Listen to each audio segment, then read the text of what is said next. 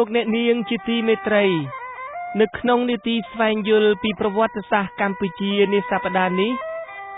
លោកអ្នកនាងនឹងបានស្ដាប់ការរៀបរាប់បន្តអំពីរាជាណាចក្រនគរភ្នំនិងការបង្កើតរាជវង្សខ្មែរដំបូងសូមអញ្ជើញលោកអ្នកនាងតាមដានស្ដាប់ដូចតទៅ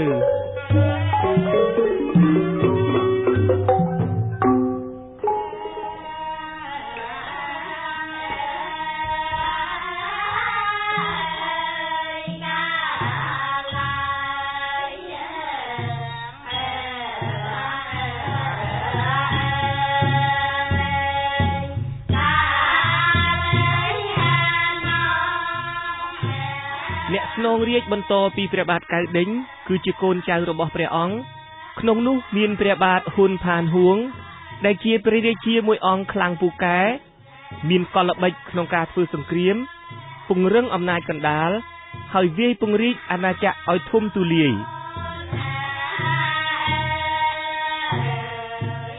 ស្ដេចអង្គនេះសោយទីវង្គតក្នុងព្រះជន្ម90ព្រះវស្សានៅដើមសតវត្សទី3នៃគ្រិស្តសករាជ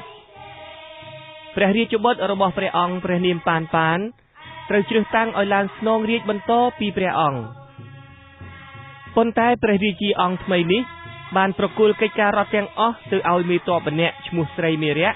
មើលកិច្ចការជំនួសព្រះអង្គសោយរាជបានតែ3ឆ្នាំក៏សុគតទៅពួកនិមឺនសបុកមន្ត្រីក៏ជ្រើសមេទ័ពស្រីមេរៈឲ្យឡើងសោយរាជ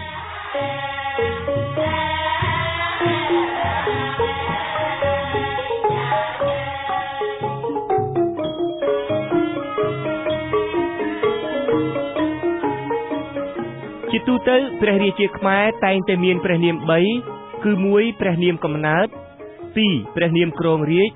3ព្រះមរណនាមគឺជាព្រះនាមពេលដែលព្រះអង្គសុគតទៅព្រះអង្គស្រីមេរៈគឺជាព្រះរាជាខ្មែរដំបូងបំផុតដែលទ្រង់យកព្រះនាមវរ្ម័នដែលមានន័យថាអ្នកការពារមកប្រើដំបូងគេបង្អស់ហើយព្រះនាមវរ្ម័ននេះបានត្រូវព្រះមហាក្សត្រខ្មែរទ្រង់ប្រើប្រាស់ជារៀងរហូតលុះត្រាដល់ពេលដែលបដិវត្តនយោបាយនិងសាសនារបស់នាយត្រសក់ផ្អែមកើតមានឡើង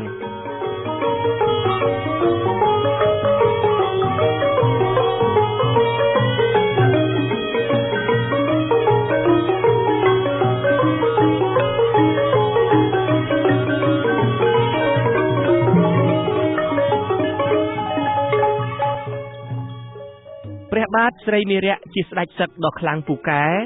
ព្រះអង្គបានធ្វើសង្គ្រាមតាមផ្លូវគោកផងតាមផ្លូវទឹកផង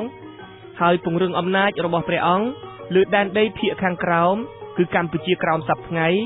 លើភាគកណ្ដាលនៃទន្លេមេគង្គហើយរឹបដាក់ជាចំណុះនៅរដ្ឋតូចៗនៅភាគខាងជើងជ្រោយម៉ាឡាយូដើម្បីត្រួតពិនិត្យលើផ្លូវគោកនិងទីសម្ចរទាំងឡាយចន្លោះឈូងសមុទ្របឹងហ្គាល់និងឈូងសមុទ្រសៀមព្រះអង្គទ្រង់សោយទីវង្គតក្នុងពេលដែលទ្រង់បំពេញបេសកកម្មមួយនៅប្រទេសម៉ាឡេស៊ី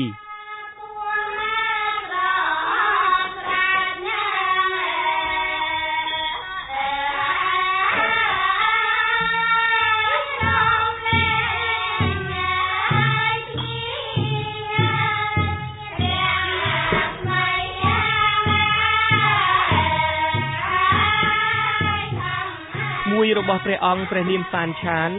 ដែលប្រហែលជាមាននាមក្នុងរាជថាភរិន្ទ្រវរ្ម័នបានជ្រែករាជដោយបានធ្វើគុតរាជទាយាទគឺព្រះរាជបុត្រច្បងរបស់ព្រះបាទស្រីមេរៈហើយឡើងសោយរាជព្រះអង្គសោយរាជបានរយៈពេល20ឆ្នាំនៅក្នុងរាជរបស់ព្រះអង្គបានរឹតចំណងការទូតជាមួយនឹងរាជវង្សឥណ្ឌាមរុណ្ឌៈឆ្នាំ243ព្រះអង្គបានបញ្ជូនរាជទូតទៅប្រទេសចិនដើម្បីនាំដង្វាយជាអ្នកភ្លេងនិងផលិតផលផ្សេងៗទៅថ្វាយស្ដេចក្រុងចិន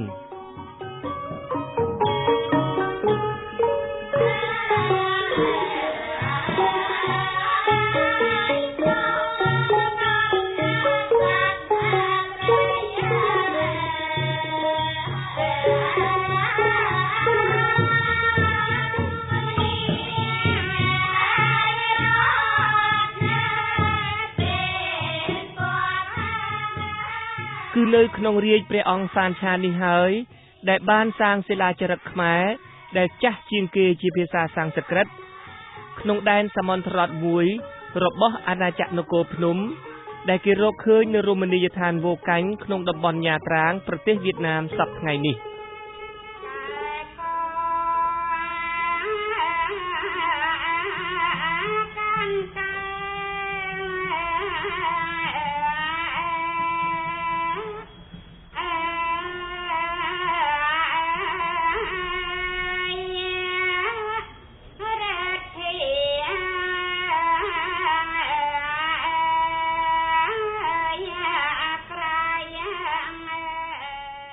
ប្រហែលក្នុងឆ្នាំ250ព្រះអង្គហ្វានឆានត្រូវធ្វើគុតដោយព្រះរាជបុត្រពៅរបស់ព្រះបាទស្រីមេរៈដោយយកលេសថាសងសឹកមេទ័ពម្នាក់របស់ព្រះអង្គហ្វានឆានមានឈ្មោះថាអសុជ័យដែលតាមឯកសារចិនឈ្មោះថាស៊ីយុនហ្វាន់ស៊ីយុនបានធ្វើគុតរាជទាយាទគឺព្រះរាជបុត្រពៅរបស់ព្រះបាទស្រីមេរៈហើយប្រកាសខ្លួនឡើងសោយរាជ្យជាកុរងវនុំ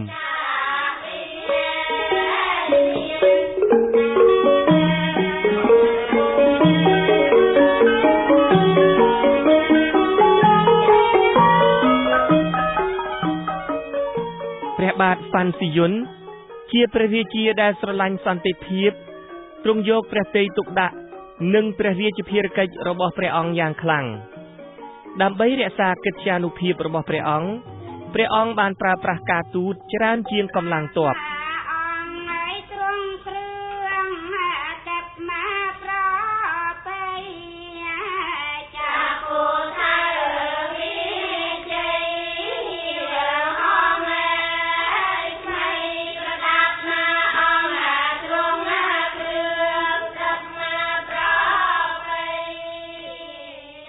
ព្រះអង្គទ្រង់រក្សាចំណងតាក់ទងជាប្រក្រតីជាមួយព្រះរាជវាំងប៊ូរុនដាក់ពីឆ្នាំ268ដល់ឆ្នាំ287ព្រះអង្គបានបញ្ជូនរាជទូតទៅប្រទេសចិនមួយចំណែកទៀតជាមួយនឹងអាណាចក្រចម្ប៉ាដែលស្ថិតនៅភាគខាងកើតនគរភ្នំព្រះអង្គបានរឹតចំណងតាក់ទងយ៉ាងជិតស្និទ្ធបំផុត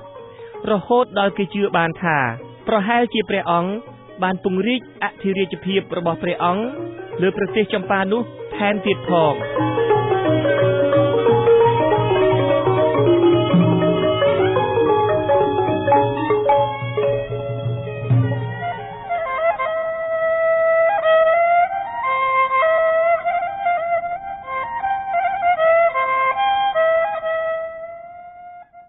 លោកអ្នកនាងទើបតែបានស្ដាប់ការរៀបរាប់អំពីអាណាចក្រនគរភ្នំ